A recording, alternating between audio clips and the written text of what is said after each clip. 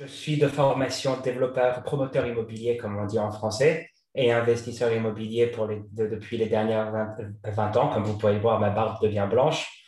Euh, Depuis 2011, mon frère et moi, nous faisons du minage de Bitcoin. On avait découvert ça par hasard et quel bel hasard. On a lancé aussi la première Bitcoin Embassy à Montréal, au Canada. Il y a eu 11 franchises après. On a regardé le monde du blockchain. On a toujours voulu avoir blockchain et immobilier ensemble. Quand les ICO sont sortis, on a pris peur du monde blockchain parce que c'était un peu trop cow-boy. Mais avec la venue des security tokens, on a pu marier nos deux passions qui sont blockchain et immobilier ensemble. Realty est né après qu'un de nos avocats nous ait appelé en nous disant, vous savez quoi, ce que vous voulez faire, c'est finalement possible de le faire. Et Realty est né en 2018 grâce à ça. On a laissé la vague d'IC au passé vu que c'était complètement inconcevable que ce soit légal de le faire. Et à l'époque aussi, c'était dur de pouvoir vraiment mettre un token avec une représentation d'une LLC et avoir un vrai pouvoir légal sur la LLC par rapport au token. C'est ce qu'on a réussi à faire avec Realty.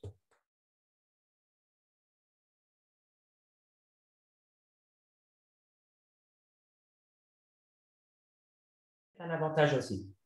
Les lois immobilières sont vraiment différentes par pays, mais ça nous impose à faire plus de travail légal.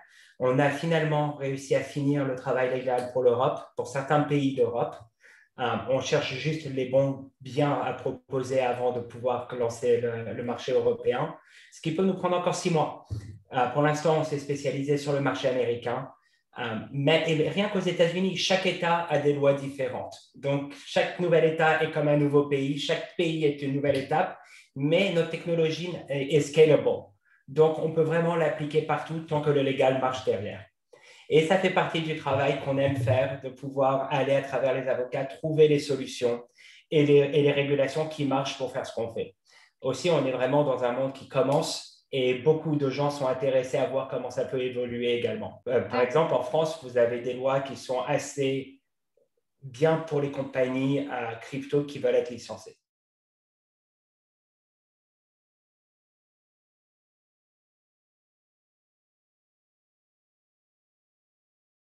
Un peu des deux. On essaye de se focuser sur des marchés qu'on connaît. L'immobilier est quand même quelque chose de très local. Il faut savoir ce qu'on fait dans chaque marché. Donc, on aime aller vers des endroits où on sait comment gérer l'immobilier, gérer les gestionnaires et s'assurer que les rentabilités soient là. Mais depuis quelques mois, on reçoit beaucoup d'appels d'avocats et de promoteurs immobiliers, de propriétaires immobiliers pour tokeniser leur propriété.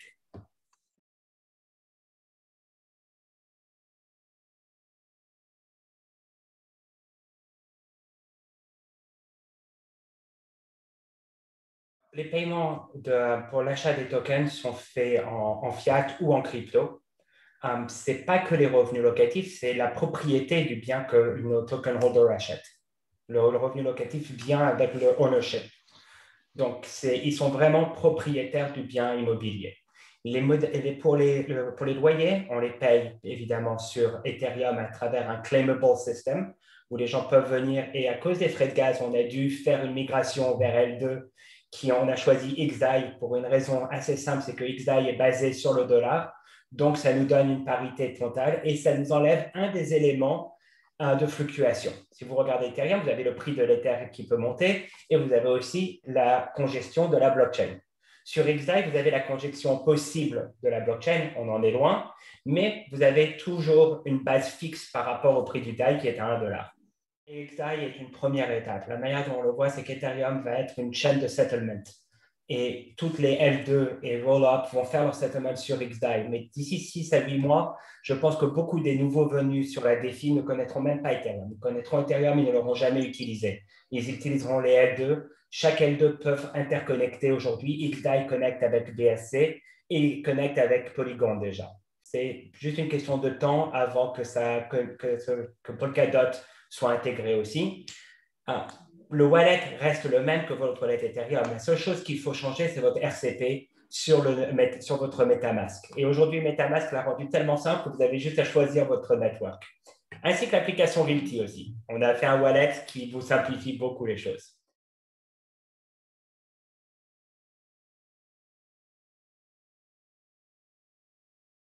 a beaucoup de features qu'on va rajouter dans les mois à venir sur l'application, mais ça va donner des possibilités à nos token holders de pouvoir interagir, voter et faire plusieurs choses sur les propriétés à travers l'application. Mais ça, je dois garder encore un peu plus discret pour le futur.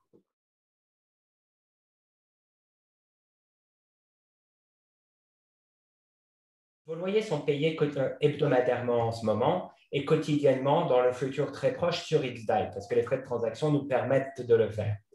Au lieu que vous ayez à prendre vos loyers et refaire une transaction pour acheter la prochaine propriété, on offre une maison de réinvestissement qui est une maison similaire aux maisons qu'on vend d'habitude, un cap rate très similaire, mais la transaction se fait automatiquement.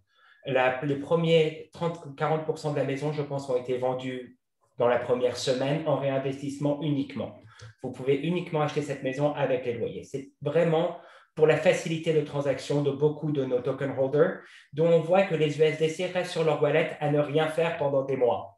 Donc, pour eux, c'est vraiment une facilité d'avoir des effets de compounding sur l'immobilier. Chez Realty, vous avez Uniswap, vous allez avoir d'autres nouvelles sur XDAI qui vont être annoncées demain.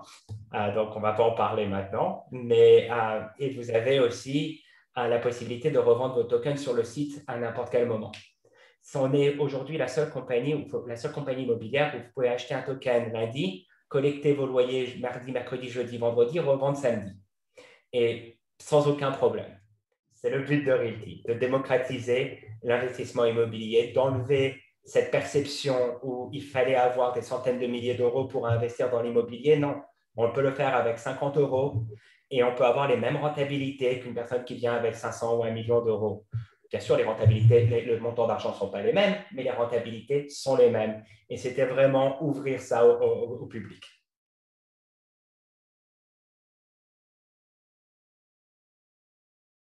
C'est un investissement dans la brique, dans la pierre et dans la brique.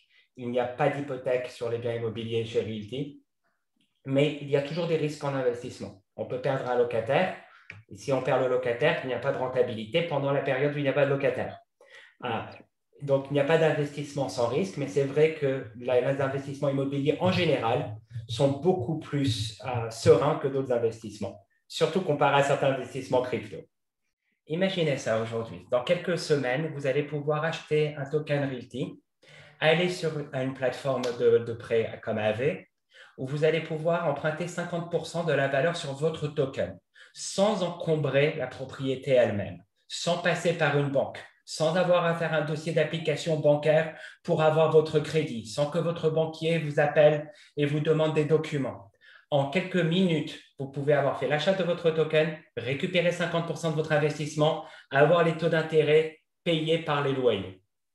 Et ça, il manque un acteur principal dans tout ça, la banque. Elle est complètement éliminée. On est ce qu'on appelle decentralized permissioned. Il y a besoin quand même de faire des KYC. Il y a besoin de faire certains documents par rapport au légal. Donc, pour permission-based decentralized application. Il y a les lois contre le blanchiment d'argent et tout ce qui va avec, qu'on est obligé de respecter. On est un security token régulé par les valeurs mobilières des États-Unis.